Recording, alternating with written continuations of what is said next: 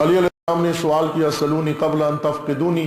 ایک شخص نے جاہل نے پوچھا کہ میری داڑھی کے بال کتنے ہیں بتائیے اور میری پگڑی کے پیچ کتنے ہیں. آج ایک فیلسوف پیدا ہوا, اس نے شکوہ کیا کہ یہ کیسا نادان انسان تھا کہ جب علی علیہ السلام نے کہا میں آسمانوں کے راستے زمین سے بہتر جانتا ہوں, تو اسے پوچھنا چاہیے تھا کہ مریخ و مشتری کا راستہ کون سا ہے. لیکن ایک علی شناس عالم ربانی نے کہا کہ جتنا اس کا سوال, اگر تیرے زمانے میں علی ہوتے یا تو علی کے زمانے میں ہوتا اور علی سے پوچھتا مریخ و چاند پر جانے کا راستہ کون سا ہے, تو یہ سوال بھی اتنا ہی جاہلانہ تھا جتنا پگڑی کے پیچ پوچھنے والے کا سوال جاہلانہ تھا. کیوں کہ علی یہ کہہ رہے ہیں کہ اے لوگوں, میں تمہیں زمین سے بہتر سماوات کے راستے بتا سکتا ہوں. یعنی علی کیا کہہ رہے ہیں کہ میں اس لیے آیا ہوں کہ تمہیں خاک سے خدا کی طرف لے جاؤں, تمہیں اللہ کی طرف لے جاؤں.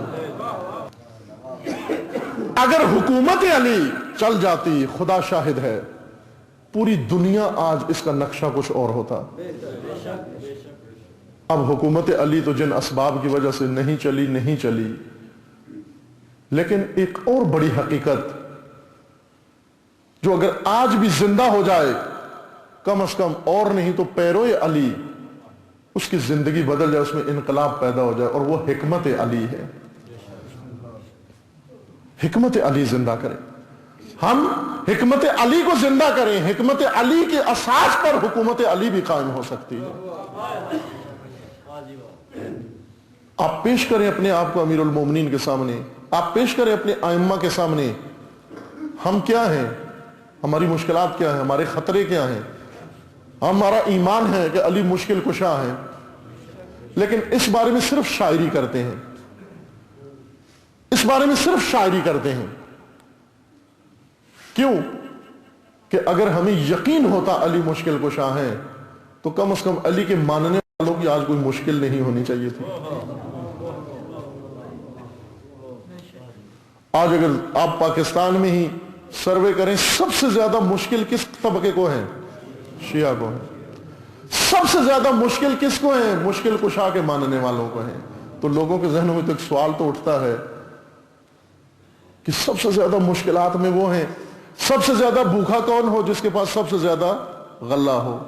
سب سے زیادہ پیاسا کون ہو, جس کے پاس سب سے زیادہ پانی ہو. سب سے زیادہ لیٹ وہ ہو جس کے پاس سب سے زیادہ تیز رفتار گاڑی ہے. اب لوگ سوچتے تو ہیں نا کہ یہ کیا ماجرا ہے کہ مشکل کشا رکھنے کا بھی دعویٰ کرتے ہو اور مشکلات پہ شور بھی مچاتے ہو. تو بات دو حال سے خالی نہیں ہے, یا وہ مشکل کشا نہیں ہے یا تمہارا اس سے کوئی رابطہ نہیں ہے.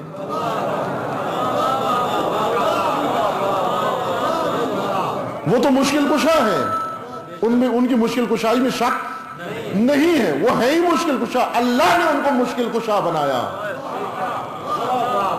وہاں تو شک نہیں کر سکتے, کیونکہ علی وہ مشکل کشا ہے جنہوں نے عہد نبوی میں کئی مشکلات کی کشادگی کی.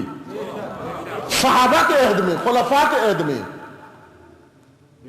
خلیفہ دوم, توجہ فرمائیں, خلیفہ دوم کے یہ الفاظ ہیں. بعض بہت جملے عالی خوبصورت ہیں خلیفہ دوم نے جو علی کی شان میں بیان فرمائے ہیں. کیا کہتے ہیں وہ؟ کہتے ہیں خدایا, دعا کرتے ہیں, اے خدایا مجھے اس مشکل میں مت ڈال جس کے حل کے لیے علی ابن ابی طالب موجود نہ ہو.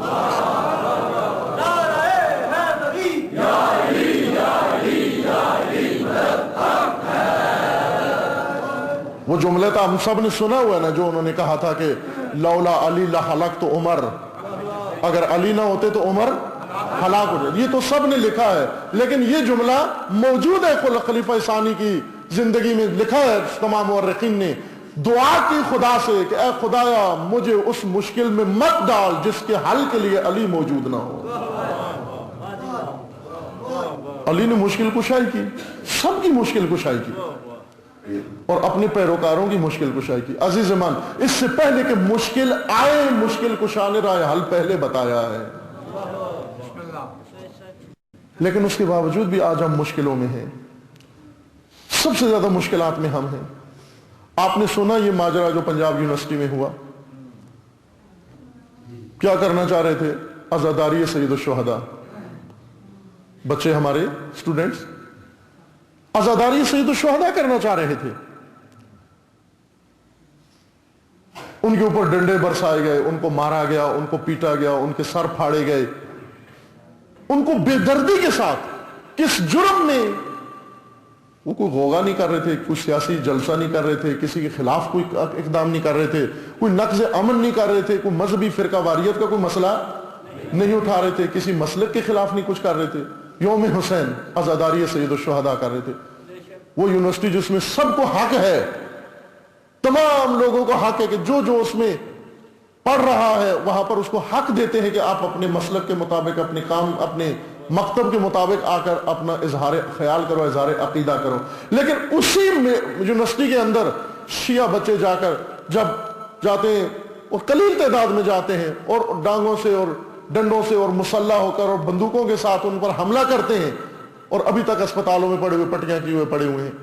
خوب یہ کیوں ہو رہا ہے؟ مشکلات شیعہ قوم کی مشکلات اس حد تک ہیں کہ آج جس ملک میں ہم کروڑوں کی تعداد میں رہتے ہیں اس میں ہمارے بچے مجلس نہیں کر سکتے.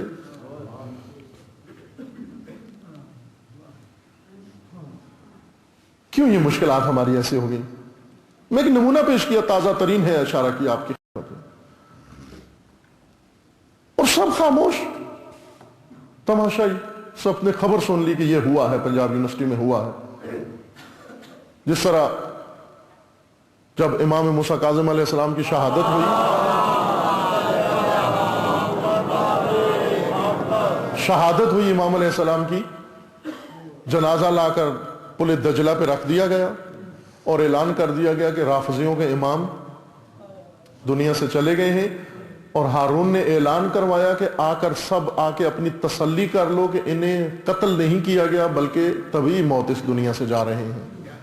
اور تمام ماننے والے اور نہ ماننے والے سارے آتے، جنازہ پل پہ پڑا ہوا تھا، اور آ کر چہرے سے، گردن سے کپڑا ہٹاتے اور دیکھتے کہ رسی کا نشان ہے یا نہیں ہے. چونکہ رسی کا پھندے کا نشان نہیں تھا لہٰذا وہیں تائید کرتے کہ حکومت اس میں ملوث نہیں ہے، حکومت کا برات نامہ دے کر وہاں سے چلے جاتے.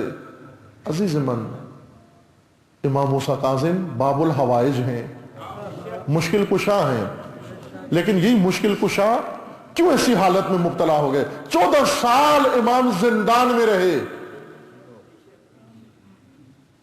14 لوگ بھی نہیں آئے ملاقات کے لیے.